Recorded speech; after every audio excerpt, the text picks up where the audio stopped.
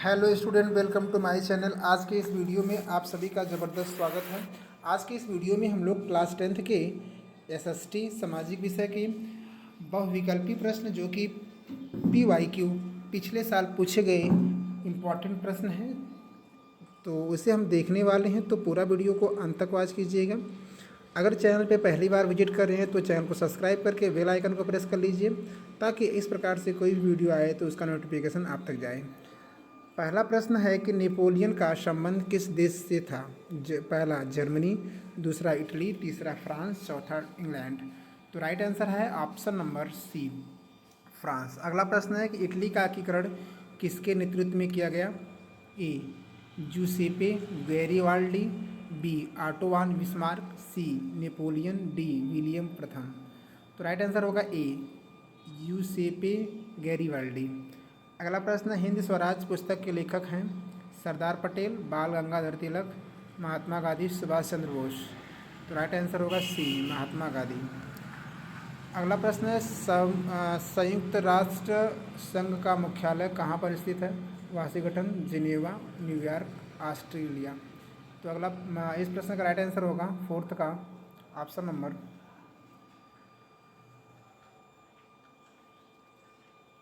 ए।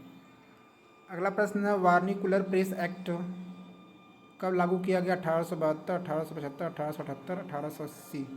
तो 1878 इस प्रश्न का राइट आंसर है। अगला प्रश्न है कि संसदीय प्रजातंत्र की स्थापना किस देश में सर्वप्रथम हुई? पहला इटली, दूसरा इंग्लैंड, तीसरा फ्रांस, चौथा जर्मनी। तो राइट आंसर होगा सी बी इंग्लैंड। अगला प्रश्न है कि भारत में मताधिकार की आयु क्या है? 21 वर्ष, 20 वर्ष, 25 वर्ष, 18 वर्ष। तो राइट आंसर होगा डी 18 वर्ष। अगला प्रश्न है कि यदि हम लैंगिक भेदभाव की बात करते हैं तो उसका अर्थ होता है? ए समाज में स्त्री और पुरुष की असमान भूमिका, बी स्त्री पुरुष के मध्य जैविक भिन्नता, डी सी बालक एवं बालिकाओं की संख्या में असमानता, डी इनमें से कोई नहीं। तो राइट आंसर होगा ए समाज में स्त्री और पुरुष में असमान भूमिका।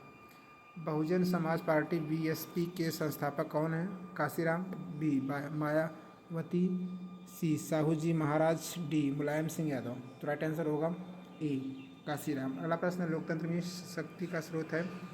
जनता, बी संसद, सी प्रधानमंत्री, डी राष्ट्रपति।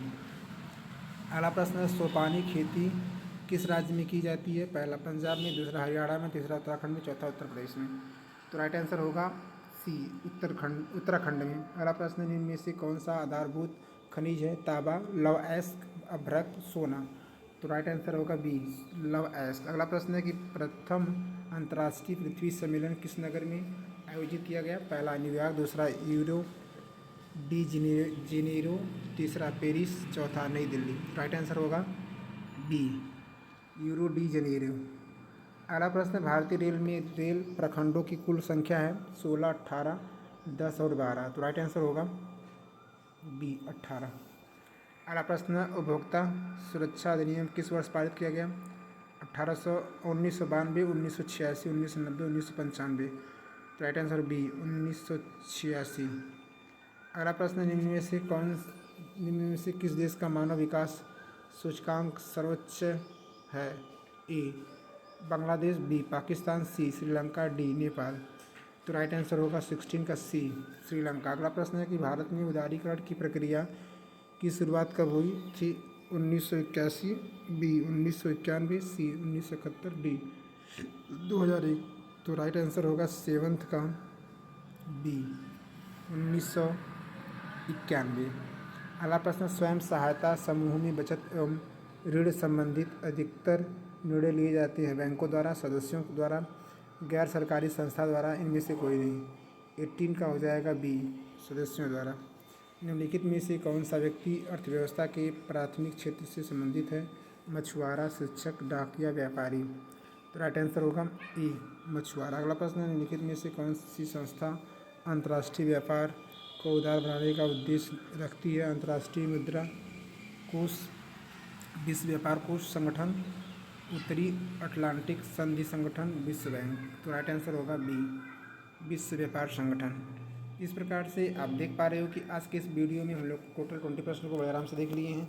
तो वीडियो देखने के लिए आपका तहे दिल से शुक्रिया। मिलते हैं किसी शानदार वीडियो के साथ, तब तक हंसते रहिए, मुस्कुराते रहिए और अपनी पढ़ाई को आगे की तरफ बढ़ाते रहिए।